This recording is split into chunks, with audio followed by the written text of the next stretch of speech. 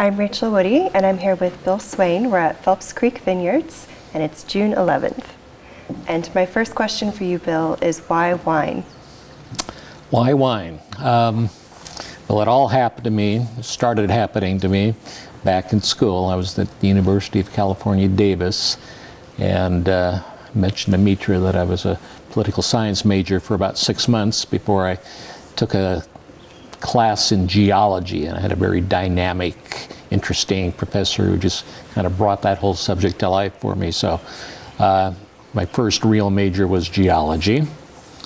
I grew up in a military family, so growing up every 3 to 4 years we'd pull up stakes and move to the new posting, and at some point two things happened at the same time. I started realizing if I'm going to be a geologist, I'm basically going to continue with that sort of itinerant lifestyle unless I wanted to become an academic, which I really didn't have much interest in. So that caught me thinking, do I really want to keep going in geology? But that coincided with, I had 2 roommates who were from the Napa Valley. And they were not studying wine. One was actually political science, and the other was math. But they grew up there, and they grew up with wine and loved wine, and they were the ones who introduced me to wine as being something more than the cheapest ethanol you can buy for a party. So I started enjoying wine, took a class. Of course, Davis has all these interesting classes. Took an introductory class and then another class. And way back then, this is very early 70s, actually would have been about 1970, the viticulture and enology department was quite small. They were actually out trolling for people to get them into the program. So they start noticing somebody's taking, more than one class, and all of a sudden, hey, are you interested in this subject? Would you like to go into it further? And I took more, and I finally decided to switch major from geology to enology.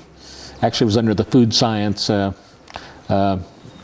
super label, and went and finished my degree in that. Actually, I started working, came back from a trip to Europe the summer of 1971, 3 months in Europe, and desperately needed to replenish my source of money, and started work at, had the opportunity to start work at Charles Crew Winery in the Napa Valley, and went through the harvest with them, and they offered me a job after that because I was in that major, and so without a degree they offered me a full-time position, so I became an assistant winemaker with them, and then did some correspondence courses with Davis to get my degree a little bit later on.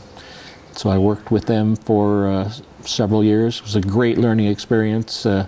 It's a good-sized winery, but run in a lean, mean way, which meant I wasn't pigeonholed doing one certain thing. I got to do a lot of different things with them, and so I learned a lot there. It's probably the most informative and educational 3.5 years of my winemaking career. And while I was at the end of my tenure there, I was offered a job as the winemaker at a winery called Cresta Blanca, which is based out of in the Mendocino area of Northern California. And it's actually recommended by my boss at Charles Crew, Bill Benetti, and decided to take that.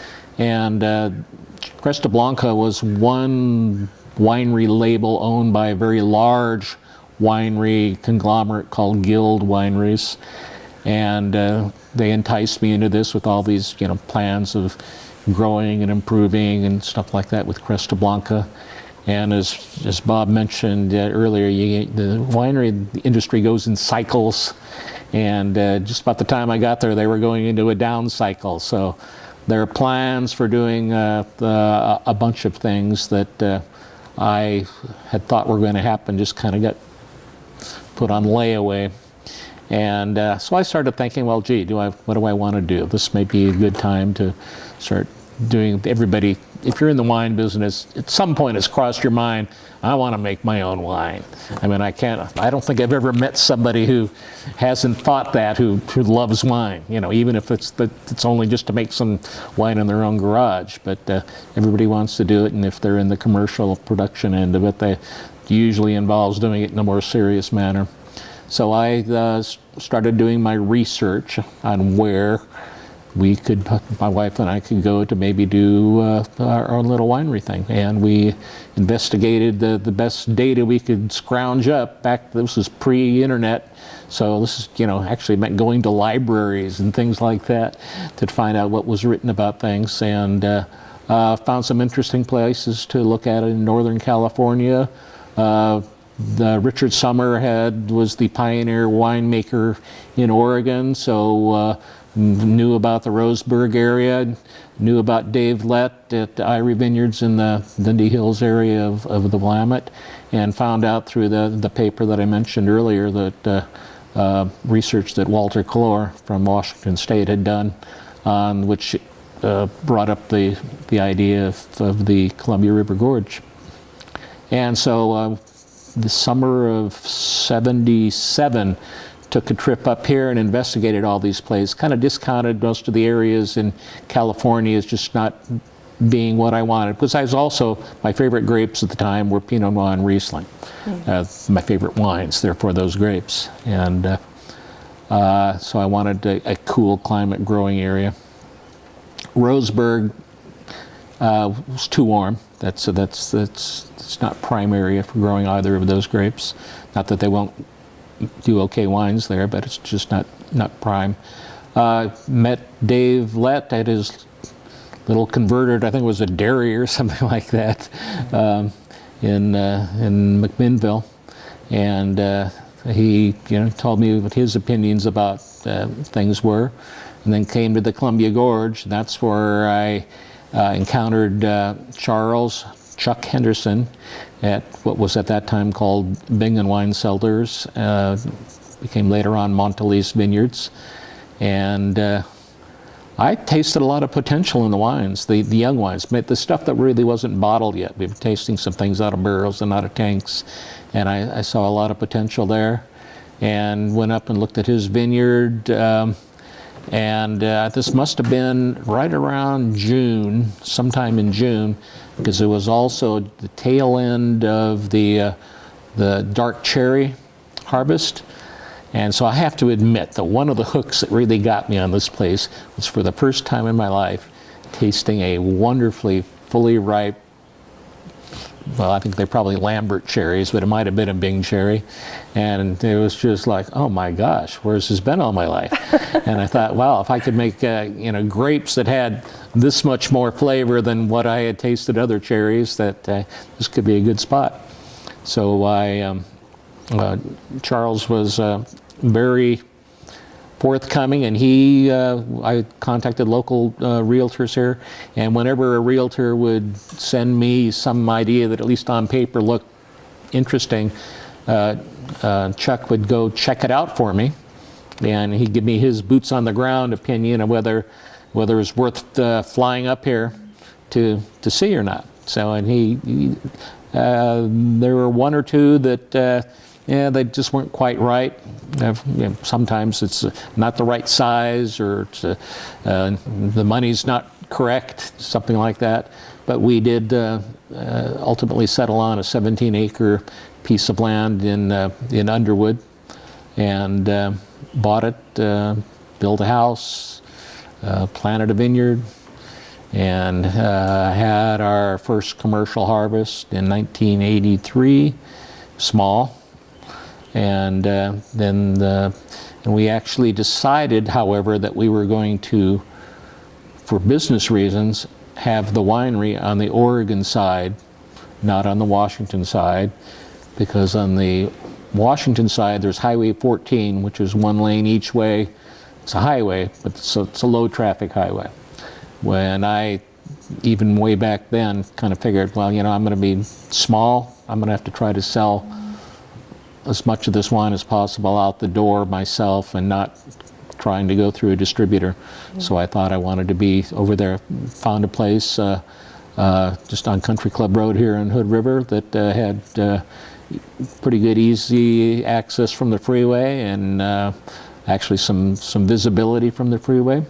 So started the winery there, kept that going through 1993. Shortly before 1993, my wife and I decided kind of two things were happening at the same time. We had three daughters who were not thoroughly challenged by the educational system. This is back then. Now this whole area is pretty much yuppified, and there's been a big change in the schools. But back then it was you were either a farmer or you were in the lumber logging industry. And or maybe you owned a store or something that sold stuff to people that were in one of those two industries. And so there just wasn't that high value put on education. The curriculums were a little bit weak heading into high school. So that combined with the fact that if you're starting a small business, it really sucks up your time. And so we decided we were going to leave that behind and try to move them to where they had better educational opportunities. And we moved up to Woodinville, Washington. And that was a great move for them, great educational system. They've just done stupendously since then. And I was working for Associated Vintners at that time. And they included Columbia Winery, Paul Thomas Winery, Covey Run, and St. Chapelle, which is an Idaho winery. So it was a small conglomerate. And the main headquarters was at Columbia Winery, and that's where I worked, and I was a production coordinator for them, trying to get all these prima donna winemakers to work together and share equipment and share facilities and share grapes even sometimes. And so I was there for several years. Decided to, when the marriage looked very tenuous, decided to take a break, and I moved to Venezuela. I was offered a off-the-beat opportunity to be in charge of production at a winery in Venezuela. And I did that for 4 years, up until combination of two things. There was the 9/11 thing happened, which all of a sudden hit me with a flood of homesickness, which I hadn't felt before. And I kind of I want to get back to where I should be. And also this is when Mr. Chavez was starting to gain more and more clout and show more and more indications of what was to come in Venezuela, and it was definitely becoming more and more uncomfortable to be an American there. So that prompted me to move back here, and that was 2000, very end of 2001. And in 2002, I took a job at a winery in Virginia, and the main reason for that was I had a daughter at Georgetown University in DC, and she said, "Hey, they make wine out here, Dad. Why don't you look for a job here?" So I did, and took one. I was there for 10 years then. So even after she was gone, retired from there, came out here because even though she went to school there, she moved back to Portland, and then I had another daughter here in Bingen, and a great place to move back to. And about the time that I was considering doing this, turned out that Bob was kind of shifting things around where he could utilize my talents here. So that was a real pleasant thing to have happen, because even though we were we were disconnected really for close to 20 years. We hit it off again really well when we got back together again. One of his daughters wrote me and said, my dad's thinking about coming back here. Do you know? And I know you're in the wine business. I don't know if you remember me. And, you know, do you have anything? And it was just like the perfect week, because I was shaking things up, and I had a French winemaker. I have a French winemaker, and she suddenly had drama in her relationship with her French boyfriend in Oregon, and so he was going to be my every, you know, once a week, come here, let's talk about the wines and look at things, and guy, and suddenly I didn't have that, and Bill, with all of his experience, I mean, it was perfect, you know. So I find that most things in the wine industry here tend to be serendipitous. yeah. Probably. It's probably not like a typical business in that, you know, let's say you go to school and you're studying business, and you know you want to be a business. All your decisions are, you know, made on business-oriented things. You know, what can I do that's going to, you know, give me this amount of profit based on this amount of investment, and there's so much in the wine business that is totally unrelated to that. Yeah, I just want to do it. Yeah. And then I want to share it and be, you know, happy with the product, you know. Yeah, it's a lifestyle thing, and that's probably been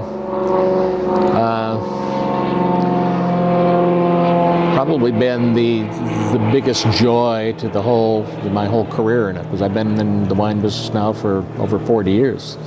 Is that it's just you meet very interesting people. It's a business where if you're easily bored by something, it's a great business to be in, because it's always changing.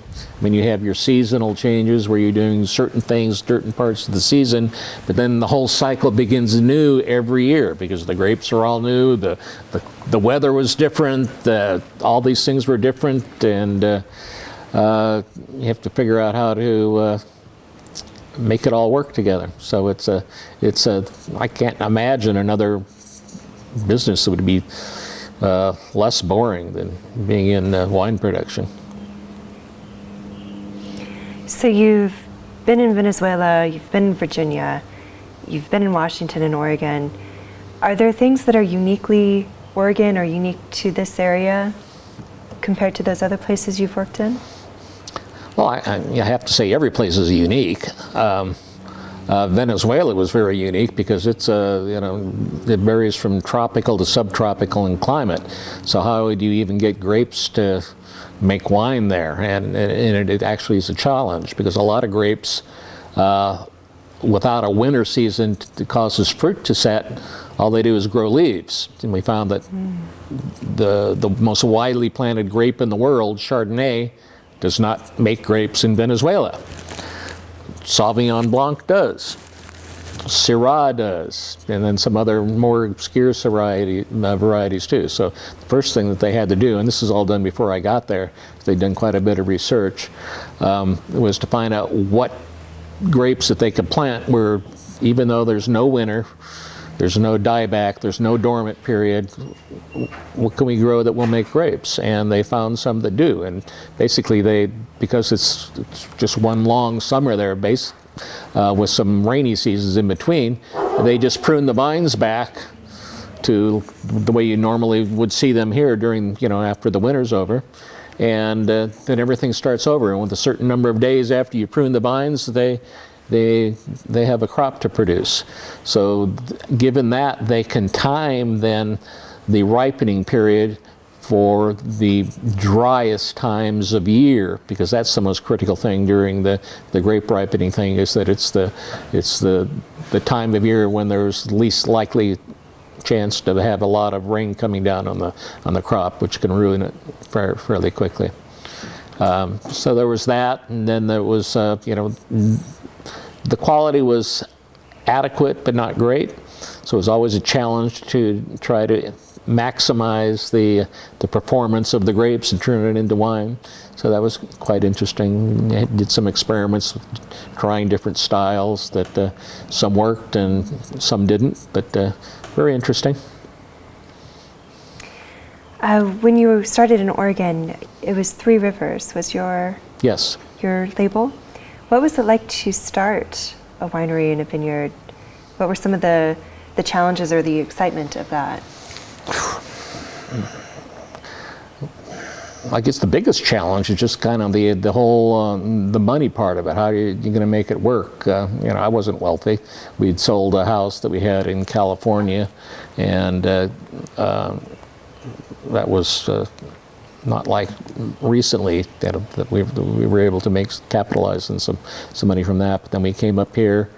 We also had decided that we were going to start our family at the same time. So one of the things we wanted to do was that my wife would be a mother until the youngest child at least started kindergarten. So I was working I was working at night at the local Safeway store here in Hood River for 9 years, and then doing mostly at that time, it was mostly getting the vineyard planted and getting things growing during the daytime with a nap here and there in between. So that's what made that work. And then we borrowed some money and started the winery over here and got over the hump on that until it started to make a little bit of money. Just about the time we decided, it's not fair to the kids. So. From your time at Three Rivers and then coming back, what were some of the biggest changes that you saw in that time frame, or how have you seen it evolve? Well, the two big changes. I mentioned earlier that when we got here, and even mostly by the time we left, 15 years later, this was still a very rural agricultural area. So it was timber and it was farming. And the windsurfing thing had just raised its head. And so we started to see something of that coming in, but it hadn't really taken off. And return here 20 years later and see what it's become. I mean, everything's changed. The people that are here has changed. All the new homes and the older homes that have been completely redone, and the schools are much better, and just there's a whole. What was the best restaurant here? Maybe back in '93, Stonehenge. Yeah. Stonehenge. So there's probably if you had an anniversary or a special day or something like that, unless you wanted to drive to the Dalles or Portland, you went to dinner at Stonehenge. Now there's 8 or 10 really nice places to eat around here. Yeah, so it has changed quite a bit. A lot of more sophistication just by the populace in general. And the movie theater, we only had the Innie-Outie. Oh. Indoor-outdoor theater. Now we have beer and pizza, two movie theaters downtown, and we didn't have any of that. And of course, as I mentioned before, I think there were 5 wineries here when I left in '93, and then come back 20 years later, and there's they stretch all up and down the gorge, and there's there's not a huge number of new wineries here in Hood River and White Salmon. Most of them I think are further to the east of here, aren't they? Well, all those ones in Lisle have really come on. Yeah. And then the Analemma now in Mosier. Yeah. So that's new. But then Underwood, didn't have wineries when you left, and now has Several, yeah. Yeah. And a project that the Stevensons have a facility that's there, kind of just slowly coming up, but it's that's going to be a winery too. Okay. Yeah. Yes, the Stevenson family is they own the big sawmill in Biggin, and so they are probably the biggest money people here now, except for the in situ company, which does aeronautical stuff, which is also the reason my daughter ended up being here in Biggin, because she is married to a computer engineer, and he works for them.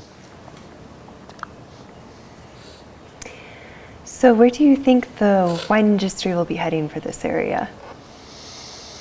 I think ultimately it's just going to get more and more evolved, and I really don't know whether the next 20 years is going to show a similar amount of growth to what I've seen being here before and coming back, or there's going to be more intense or slower. But I think inevitably, I mean, the area is just too perfect a growing area for certain grape varieties to not be, increase and improve. So it's going to happen. And with the different microclimates we have here, well, even macroclimates, if you talk about the western end of the gorge versus the eastern end of the gorge, I mean, it's all Columbia Gorge, but there really could be almost two different AVAs because of the types of grapes they grow. That may sort itself out over time. I mean, in Napa Valley, when I was there, the Napa Valley was just the Napa Valley, and now there's the Stag's Leap district and the Oakville district and all these other districts in the Napa Valley. We'll probably start seeing that here. We'll have the West Hood River AVA, and then we'll have the East Hood River AVA or Underwood, and yes, that could happen. Although I would probably really fight that, because I think we're so small as it is that balkanization would. Well, that's probably a long time in the future, because it really didn't start happening in the Napa Valley until it was fully planted to grapes. Yeah. So I mean, we're a long ways from that you gotta here. get people to recognize your area. Yeah. Well, Bill, I think those were my specific questions for you. Was there something that I didn't cover that you want to talk about?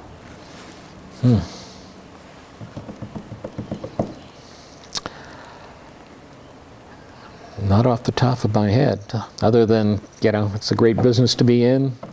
It's a great place to be doing it. So many different reasons. All right. Well, thank you very much, Bill. You're welcome.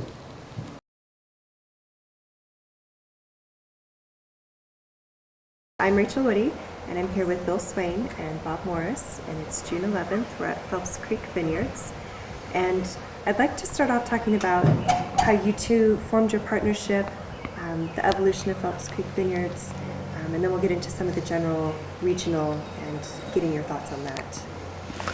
Well, when I moved into the area, or actually, I hadn't moved there, I was acquiring the property, and Bill had a winery called Three Rivers in town. So of those, there was 2 wineries on the Oregon side, and I think 3 at that time on the Washington side, and there was another kind of custom crush here on the Oregon side that went out on its own.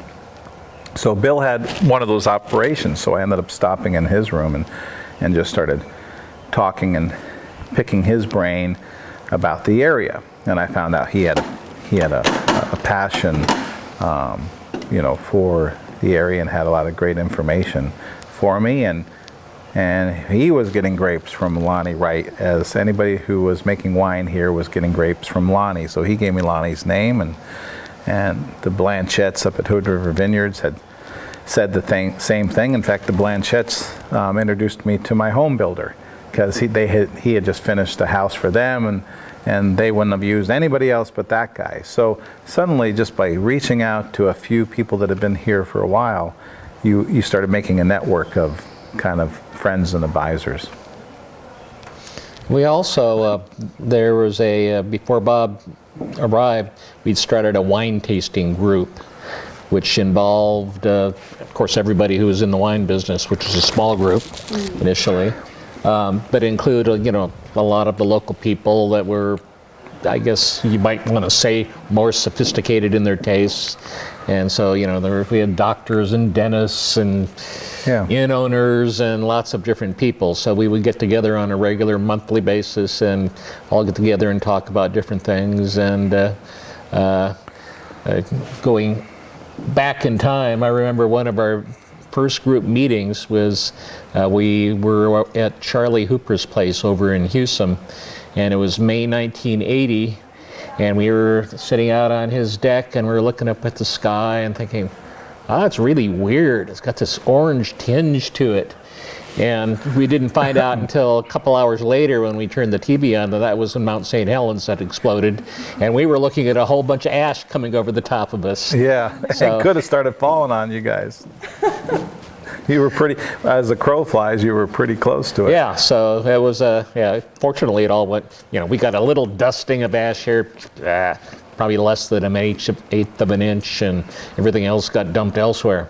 But that was just kind of an interesting story that sort of ties in with our wine group here. I think that that group just kept on growing and growing in size.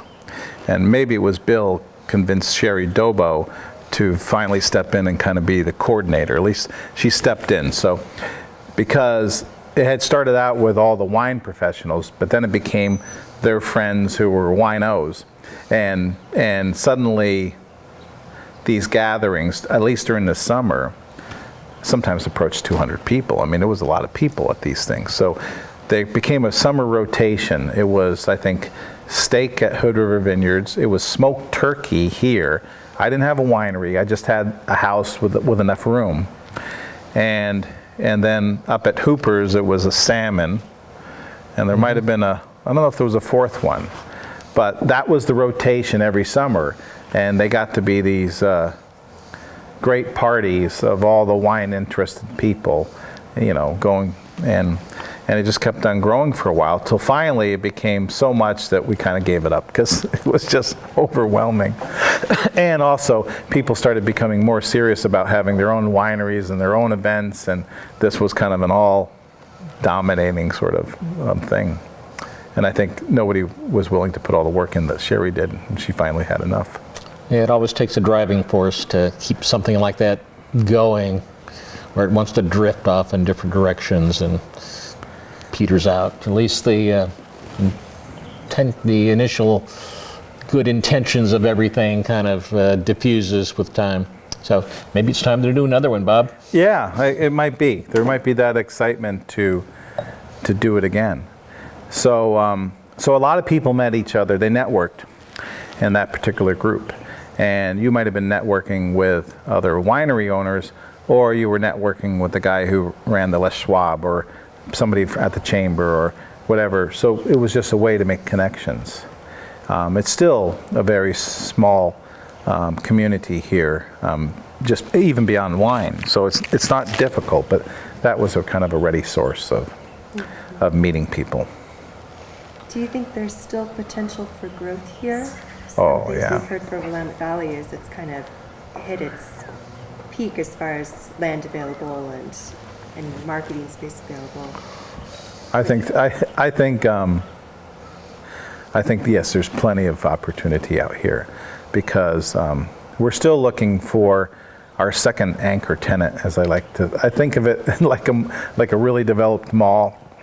So we have Mary Hill on one end of this mall, and I'm looking for an anchor tenant on the west side, and I think that could happen.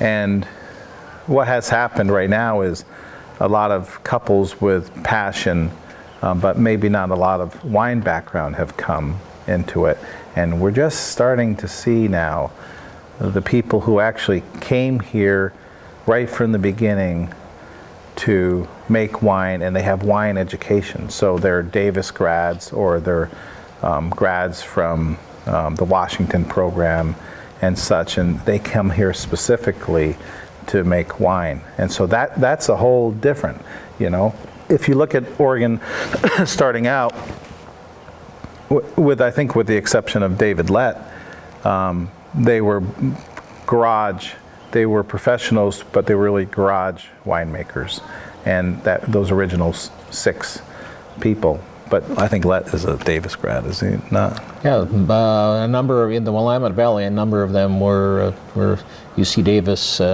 trained people. Sometimes it was in viticulture, sometimes it was in the winemaking program. Yeah, but in that original 6, the formal education was a little thin compared to the on the job, and that's how largely the Gorge started out. And the one The first real exception to that, I would say, is Bill, because here you had a Davis guy who came in, you know, back there and when dinosaurs still roamed the Columbia Gorge and the Missoula floods were happening. Oh my goodness. And so now you had, that was great, that's great validation. You know, you have a person with the formal education that says, I think this is a great place for grapes, as opposed to the guy who says, well, all my neighbors are growing pears, I want to grow grapes and I'll start making some wine, you know. Mm-hmm. So. Could either of you speak to, Hood River has been known for a long time, very much fruit agriculture. Was it an easy transition into grape growing and winemaking, or what did that look like? Easy transition, interesting. I don't think the transition is almost ever easy any place that grapes have developed worldwide over time. If you look at European vineyards, the valuable lower ground that's easy to farm into row crops and whatever was always used for that. And then the stuff that was, you know, what else? Well, what can we grow there? And can't plant wheat, can't plant corn, can't plant grain. Oh, maybe grapes will grow. And, you know, that's how Burgundy, that's how Bordeaux, and that's how other places kind of developed. This is the best thing we can grow here. Mm-hmm. And they turned out to be the perfect choice. And I think that will probably bear out here also over time. I can see how in the Napa Valley, walnuts and other crops were pulled out and planted with grapes there, as the Napa Valley just became, you know, such a valuable commodity for the land in the area. And that might happen here eventually, but there's a lot of land here that hasn't been used, or it hasn't been used for anything other than maybe growing wood. So we'll see how much of that transitions in the future. But that's a long ways away, and we haven't reached, despite my complete satisfaction that I think this is still a better growing area than the Willamette Valley for Pinot Noir or Chardonnay or just about anything that they grow. We haven't reached the recognition of that, partly because we don't have enough people doing the high quality product that we're capable of, and partly because when places start to develop and start to gain a reputation, they have enough inertia and gravity behind the whole thing that it kind of carries the things along for a long period of time. But grapes are a long-term project. I mean, they've been growing grapes in areas of Europe for 1,000 years or more, and we've been doing it here for 30 or something 30 like that. Yeah. So I mean, we're just, you know, like we're toddlers in the whole wine scene if you look at it from the broad perspective of time. So coming into an area that already has agriculture, you know, I mean, Hood River Valley is 75% planted to pears. The reputation is for apples. That dates to the 1920s and prior. But they had a big freeze back then, and pears are a little more hardy, so this valley transformed into a, but you can see how that inertia for reputation will continue. If you come into an area that's already ag, there's some ag stores. There's a tractor dealer. There's, you know, you can get farm diesel, and so you can get some. You might not get exactly the grape things that you need, but you can get a lot of that equipment, and a lot of it's the same. So that was an advantage. Now, in this, grapes in Oregon tend to be grown on secondary, less desirable lands. Not so much, I think, that because they're more desirable for grapes. We want slope. Why? Because we're growing on the edge. We're trying to grow in a marginal climate to where our season, the grapes take the entire available season from the last killing frost to the first killing frost of fall. We take up that season. We get the most hang time. But then we want to give us the most advantage we can. So if we're on a steeper slope, we gather more sun. And if we're on a steep slope, we have frost protection. And we're growing grapes that don't require ladders. So for all those reasons, the land that's not really suitable for orchards also happens to be the best for vineyards. Oh, and lastly, the land on the hillside tends to be less rich. So if you have an orchard, you want to have vigorous land because it's about the tonnage that you can bring off. With grapes, it's purely the quality. So if we can have more lean soil, we think we can have better grapes. So all those reasons put vineyards in Oregon on a hillside. And so that has worked out to be pretty synergistic. So, and I've found that the farming community here has embraced it because their problem is they don't want to see change and lose ag. You know, they want to be able to keep their orchards. And when they see people coming in bringing more economic vitality, but it's agricultural related, they've been pretty supportive of that. Now, when it takes over and it's all grapes, that could be a different dynamic. But we're such a long ways away from that time. Yeah, who knows where we'll be 100 years from now, but or whatever that's going to be, we're at the very beginning of it. In being in this area for the time that you both have been, what have you found being the best varietals for this area? And then speaking to the larger Columbia area, because the different sides of the gorge, the different slopes, I imagine there's a tremendous amount of variety. There's a tremendous amount of varietal difference. Grapes like a particular neighborhood. So right where we're seated right now, we are the westernmost vineyard on the Oregon side of this appellation. And its heat units and its rain all drive us towards cool weather varietals like Pinot Noir and Chardonnay. But it's that difference goes from east to west. The same varietals are really prime north-south between Mount Hood and Mount Adams. You know, you can also throw in Gewürztraminer and Pinot Gris and a little bit of Riesling. All the cool weather varietals are on that. Now, as we go to the east, we're going to start seeing Rhone varietals and Bordeaux varietals as far as ways the Dalles 20, 25 miles away. So a short distance, it's changing its climate. That gets a little muddled in the mind of the consumer because a lot of the original wineries here had a real Bordeaux focus. They weren't growing that many grapes themselves. They were bringing in most of their grapes. The vineyards that existed were to the east, not very far, could have been 15, 20 miles, but they grew warmer varietals. So you'll see a focus still in the Hood River Valley of people selling, marketing in their tasting rooms, Cabs and Merlots and things that don't really grow in this valley.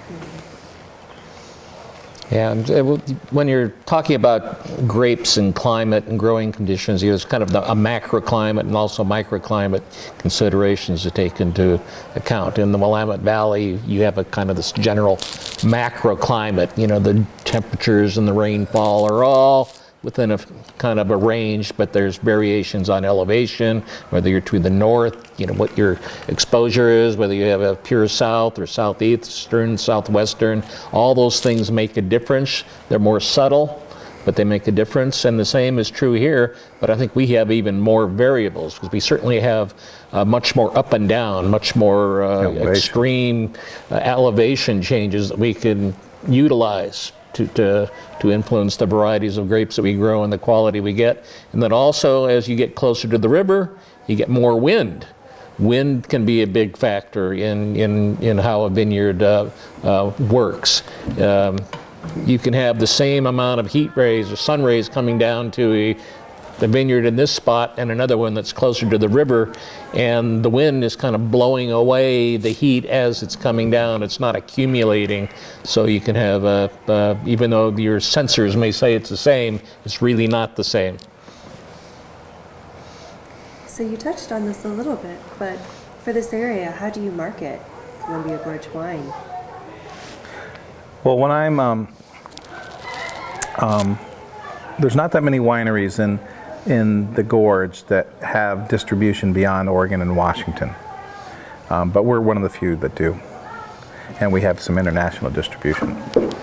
I lead off with talking about being an Oregon winery, and primarily because that has more recognition. That's getting market penetration now, and I can ride the coattails of some other people in some of those markets. But then when they're familiar with Oregon wines, then I can hit them with, well, we're Columbia Gorge. You know, you don't have any Columbia Gorge in your portfolio, you need to have that. So I am usually leading with Oregon. In terms of Columbia Gorge, 3 years ago, when I would say Columbia Gorge, they would nod their head, but then if they repeated it back to me or if they showed me where they had it on the shelf, it was always Columbia Valley. So that was very common. And then I would point out, well, you know, Columbia Valley is, we think of it as a Washington appellation, but actually has significant land in Oregon also. But we're Columbia Gorge, and they give me a chance to really tell them why this is different. But I have found now we're getting enough attention that's starting to fade. They're starting, the real wine people know. Now, you know, still the run-of-the-mill person would say, so you grow grapes in Oregon? They still don't know. But this end of the business of fine wine, we're talking such a small percentage of wine consumers. We're talking less than 1% of the wine consumers are the target market for all of Oregon's wine, basically, and all of my wines. It's a very small segment of someone who's buying wines that are $30 or more a bottle. That brings us, it's two-edged. It brings us a more narrow market, but it brings us people generally who are willing to buy that, more educated.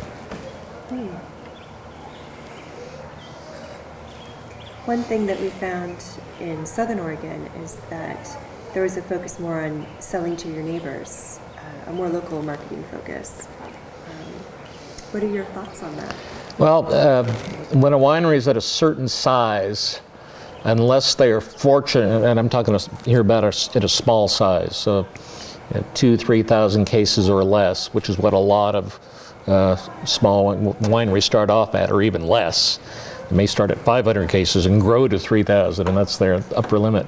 But when you're at that size, you have to sell a high proportion of your wine not through distribution, unless you can claim a certain almost cult-like status where people are really willing to pay extra just because of who you are. But if you haven't achieved that status, then you have to sell it to either local people, or if you're close enough to a freeway, you can sell it to people who pass by you traveling from one place to another. So small wineries that keep their head above water generally have good locations for selling to people that come to the winery directly. I'd like to ask you guys about Washington and Oregon, the bi-state AVA. What are the strengths and challenges of having that as part of your geography? I think the strength is a relatively small AVA gets more critical mass when it expands as geographically we do. So rather than having it be named two different things, being named one thing gives us some impact. The challenges always tend to be from the funding sources. So I'm on a standing committee of research for Oregon winemaking and viticultural research. And we just had the director of the Washington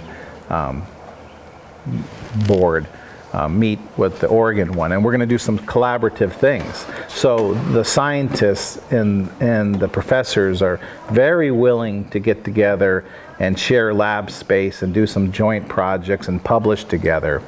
The problem is when they seek the funding, it's very difficult to get the funding to flow across the state line, you know, both ways. Oregon legislature doesn't want that funding to go to Washington, and Washington vice versa. So you have to finesse that to where you get them to accept that there's going to be some Oregon participation, but they're bringing their own funds to participate. So that's kind of a challenge. On a more local level, I mentioned before, we have this map of the district, of the tasting rooms in the district, and it goes on both sides of the river. Well, Klickitat County, which is a huge county in Washington, decided they were going to fund their own map, and so that wasn't going to talk about Oregon. And then because they were funding it, and what they wanted to do was, well, they knew the Gorge had something going on, but they have a lot of wineries and Horse Heaven Hills and the rest of Klickitat County, which is humongous county. And so they wanted to do a map that pulled all that into one. And so then you've put in marketing resources of trying to get the Washington wineries and the Oregon wineries to pass out this map that has us both. But if you're not careful, some of your members start going with an only Washington map. And here we have a little bit of the same. I'm on a map called the Fruit Loop, and it's just the Hood River Valley. And so that could have some resentment from some of the Washington guys. Hey, wait a minute, you're not even mentioning us. So you have to put an extra effort into kind of making sure that we all work together. Winemaker, especially small winery founders, like a lot of small business owners, tend to be strong personality, maverick type people, and getting them to all agree on something is kind of like the proverbial herding cats thing. It can be really difficult to do. Yeah. But if you didn't have the interesting people, you wouldn't have the interesting wines, which over time I think is a more important benefit than having a bunch of wishy-washy people that agree on everything. That's a good point.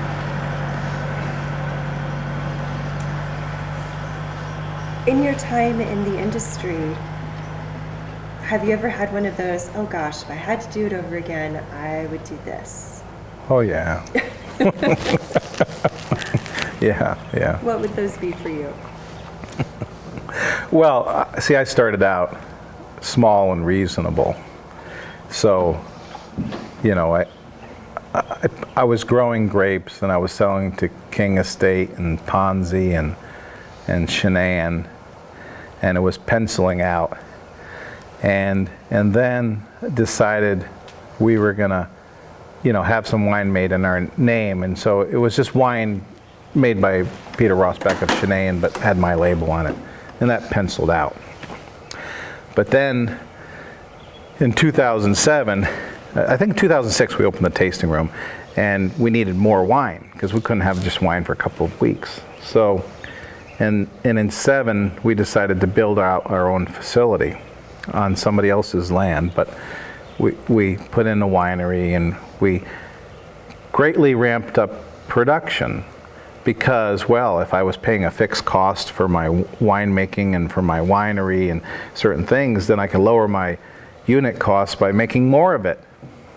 So I greatly expanded. I made the great leap forward into what has become now known as the Great Recession. So I had a lot of wine coming on the market right at the time in which that price wine was getting beat up. And the distributors across the country were deciding not to bring in more wine. They were depleting inventories. They were worried about the future, and they started filling their warehouse with imported wines at really low cost. So, and going out of business, some of them. Going out of business. And I chose a lot of ones that I helped them. I didn't help them go out of business. I gave them some inventory. They went out of business, and I never got paid. So that was just a matter of timing, and you don't always have that crystal ball. So yes, if I was to do it all again, I could have charted a path to be the same place I am right now, but not have gone down some side roads that I took. But on the other hand, I'm really happy about where I am right now, and it's coming about, you know, and so I wasn't alone in that. There was a lot of people that were caught up about the timing. From my point of view, well, I'm not by nature one of these look back with regret type of people. We came to the Gorge in '78 and left in 1993. And I guess if I have something I would do over again, we left for other than winemaking reasons, or other than it was family issues. And I can get into that later if you want. It's kind of interesting. But I did leave. I think, you know, if I had hung in here like Bob, who was just kind of starting at the time I was getting ready to leave, if I'd hung around and kept on going, I would have been part of this growth that they've had here, and probably enjoyed that a lot. Not to saying I didn't enjoy what came next for me, but I think Bill had quite a shock when he came back in the community and found out what I had grown to, because... Well, not only that, but when I left here, there were, I think, 5 wineries. Yeah. And when I came back, there were 40 or 50, something like that, whatever we have now. So, yeah. So it was just a dramatic change. And I still don't think we have that anchor tenant. When I say the anchor tenant, I mean the person that's so well capitalized that they build something really beautiful from the beginning. So most of us are small places, which is very charming. I mean, I relate more to those people that they're bootstrapping it from the beginning, and with a lot of struggles. But I have this feeling we're going to have someone come in and recognize the area and buy some land, and next thing you know, this castle winery is being built. So. Yeah, I mean, Oregon is kind of, I think it built its way in the Willamette Valley. I'm talking about Oregon, because they were the ones that have built the Oregon reputation mainly for Pinot Noir, maybe for Chardonnay and Pinot Gris also. I think that was a number of people that just kept doing well enough that they finally, you know, people couldn't deny them the notice that they deserved. But if you look at Washington State, that was it American Tobacco that started St. Michel, and then Columbia Crest, and put the massive amount of money into production and then marketing, which put Washington on the map. And I'm sure Washington would not be anything close to what it is now if it didn't have that huge input from one significant source. So we're not looking to have St. Michel here, but you know, Maryhill is, I think, 85,000 cases, which makes them, by California's standards, still a small winery. But by Northwest standards, they're a significant player. Right. So if we had something like that, or even half that, here in the Hood River or the early Columbia Gorge area, that would, I think, attract more people to everybody else and attract more attention to the area. I mean, Oregon's going through a transition right now as we speak, that we have now the Jackson family coming in, and Louis Jadot is coming in, and we've had the Druins, and of course King Estate was Jadot organic recently. Mm-hmm. Yeah, so that suddenly you have them in the valley questioning, how is that going to play? Are these big dogs going to still play in the kennel with all of us relatively little dogs? The early signs are quite good. I was at a meeting, and the Jackson family flew up for the meeting. Just to go to a reception, they flew up in their plane. So that was really, that was nice. And, you know, it could easily happen here. This is the type of place in which people, not so much for wine, but for outdoor sports and things, decide they want to come here. And so it's going to be somebody who combines those things. Now, is that really a positive experience? I'm not sure, but it seems to me it's a milestone that is going to probably happen at some point. And it's nice, just because they will have the marketing resources to try to push their product across the country, so that helps bring recognition. Yeah, it takes development. I started off in the Napa Valley back in early 70s. When I first started working there in the Napa Valley, there was more Chenin Blanc planted than there was Cabernet Sauvignon. So that gives you an idea of what that local industry was like then, and I don't think you could find maybe you could find one or two Chenin Blanc vines, but if you're not Merlot or Chardonnay or Cabernet Sauvignon or some of the other, more significant red varietals, you probably can't sell your grapes there, but you can sell the others for quite a bit of money. So there's been a huge transition there over 40 years. So the media attention has gotten to be very encouraging. So starting in 2006, Parker's Wine Advocate covered this area as part of its review of Oregon Pinots. And then also on the Washington side, some of the growers were included in the Washington review. So that's very positive, and they kind of the Advocate had changed it from a review of Willamette Valley Pinots to now they call it a review of Oregon wines. So that expands and gets that out.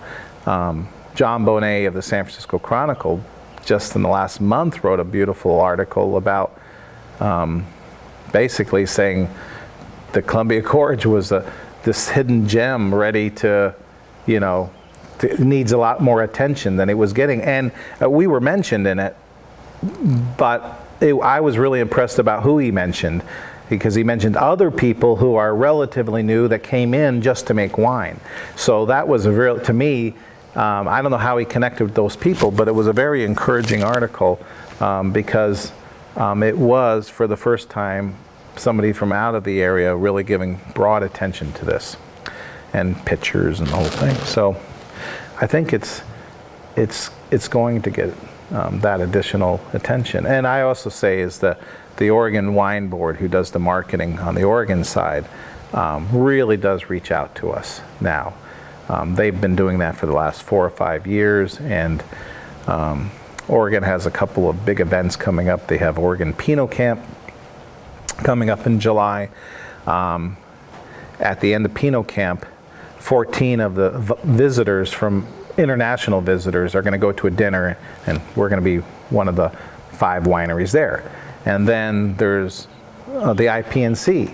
And again, state funds through the Oregon Wine Board bring in some foreign visitors to the IPNC, and there's going to be a gathering the Sunday that ends, and Phelps Creek's going to be there. So I'm really pleased that, there's been a reach out to make sure that, in fact, I think that IPNC dinner is going to be all Gorge.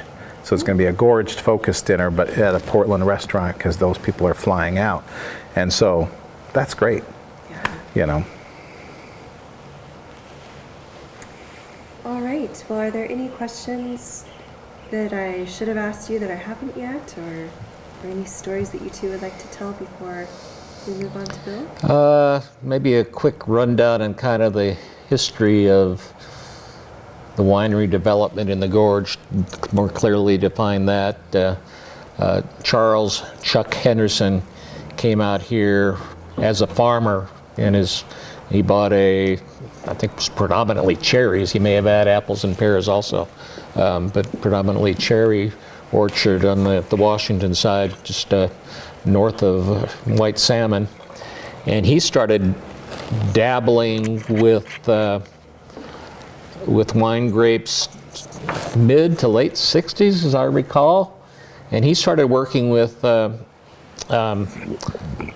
Clore, Walter Clore from Washington State University, who had set off to do kind of a potential vineyard growing mapping thing of different parts of I guess Washington, but I think it bled over to the border areas also. And he was probably the first academic type to say, yes, the Gorge has a lot of potential. And as a matter of fact, one of the reasons I even came here to look at stuff was because I had read some work that he had done. And so that was what I think initially attracted me to investigate this area. So Chuck Henderson was certainly the pioneer. His first plantings were, what I'm guessing, early, mid-70s. So he was sniffing around the same time David Lett was putting some sticks into the ground. You know, it goes back to that time frame. There is even, you know, pre-recorded history when the pines vines were put in by Pisano's. Rumor is that the guys who were doing the masonry work for the Columbia Gorge highway, the old highway, so there was Zinfandel planted over 100 years ago in this area. But that was isolated and probably mostly grew from the Italians that were there wanting to get access to their own grapes. And you know. The locals call Bingen, I still prefer to call Bingen, which is the German name after it was named. That was settled because of the name, you know, predominantly German people in the probably late 1800s, and they did plant some vines, and there's some evidence of that. So yeah, there's some early history of trying to grow. It's like there is at most agricultural places. You know, a lot of people are trying a lot of different things, and wine has always been an important part of the old world culture. So why wouldn't they try that?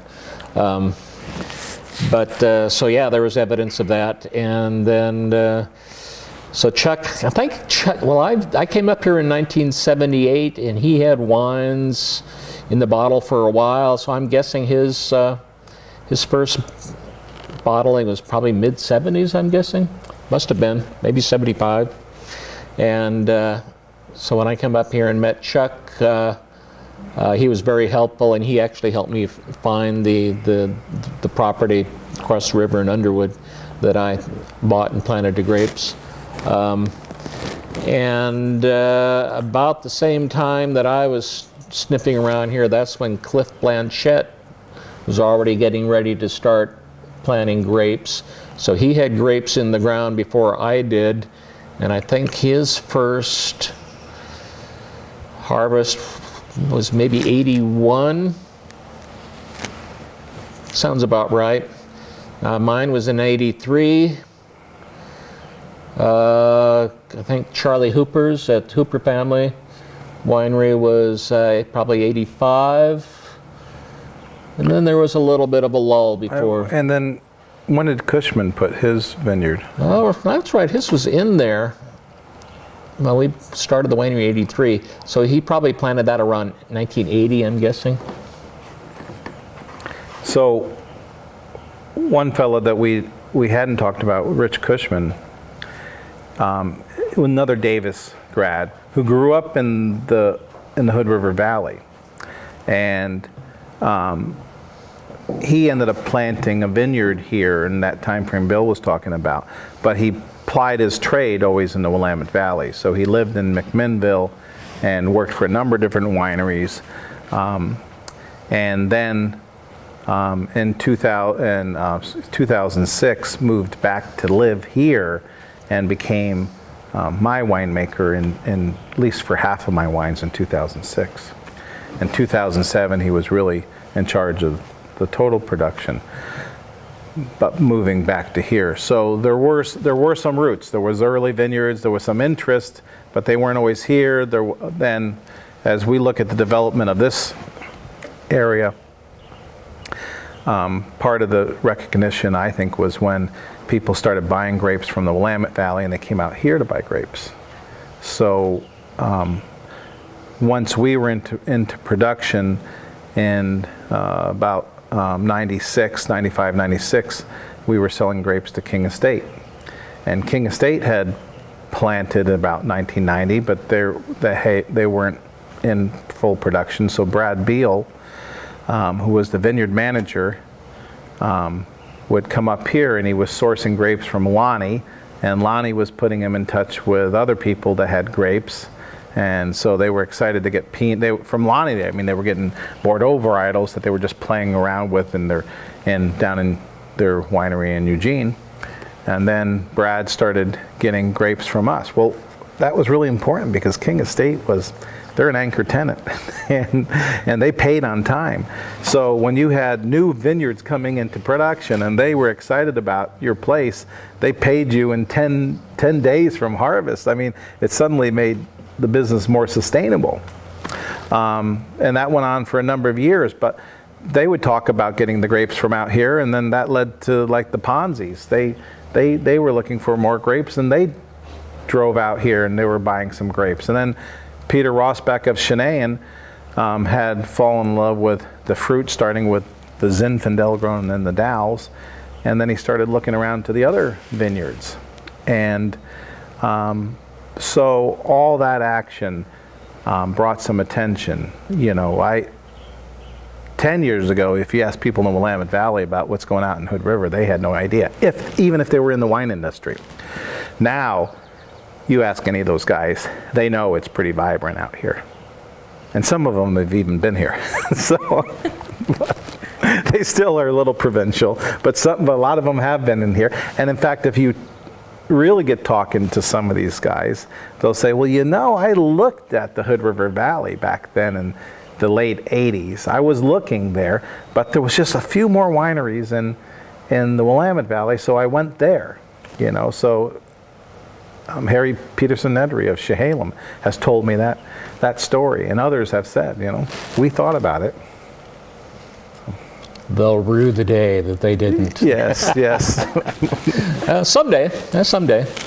So, we didn't even talk much about Celilo over there. Dr. McAndrews, who's probably had the first planting of grapes that started showing up on labels at other wineries, is because it made good enough wine that it was worth doing that principally with his Gewürztraminer, but also his Chardonnay and Pinot Noir that James Mantone's making at Syncline created some waves also. So when was that planted? It must be, it was well established when I got here, so maybe 75. I don't know. We need to call Rick up and ask him. Yeah. So the doc, as Rick would say, the doc acquired a whole bunch of land and had it planted to a lot of pears. I don't know if they have any apples, but they have pears. And then he wanted some grapes. And then the grapes were successful, so they planted more grapes to where that's a really acclaimed vineyard. In fact, in the story of Northwest Chardonnay, it's a very important site because when I came in, if we go to say 1990, Chardonnay, they were throwing their hands up because they were not having luck getting Chardonnay ripe season after season. And so Oregon had planted Chardonnay because, in France, the Chardonnay and Pinot Noir, they should go hand in hand. And the Pinots were coming onto their own, but the Chardonnay was always more difficult. And I started attending these seminars, and it was about plant selection. And they're saying, you know what? We planted the wrong clone of Chardonnay. And we know Chardonnay can grow here great because if we look at two wineries, Ken Wright Cellars, but I think they were actually looking at him when he was at Panther Creek. He does a Celilo Chardonnay. And Rick Small of Woodward Canyon does a Celilo Chardonnay. Well, where's this Celilo? It's on Underwood Mountain. That's even cooler than the Willamette Valley. It's just north of me, but it's a cooler, wetter site than here. And so that triggered, it was a clonal issue. They just had the wrong Chardonnay planted. And heck, we weren't even all that aware of clones prior to that. So they started doing, importing these Dijon clones and doing tests with these Wente clones. And next thing you know, I was attending seminars where the wines were being made at OSU, and they were just, the only difference was the clone, and we were isolating what might work, and we started planting new plant material. And now Chardonnay is doing great in Oregon. And that all comes from that, and Celilo has a lot to do with it because they changed people's minds. Do you have a feel for where most of the grapes in the Gorge are planted? It seems like there's more in Underwood than maybe any place. Yeah, I would say Underwood is really, I mean, it's the easiest to find and plant a potential vineyard area that has a nice southern exposure, just because of the way it is. It's How on the that mountain side is, of the yeah. river. the rest of the Hood River Valley, people have driven up and said, well, where the heck are your grapes? Because we're all tucked back here in the hills. So we're not on the flat land and the road. Now, I would love to have a few vineyards be right on Country Club Road. And I got some sites where I would just love for that because it would tell everybody you're in a wine district. But they probably, realistically, wouldn't be the best grapes that that winery had, but they would be the showiest ones, you know. So that would help.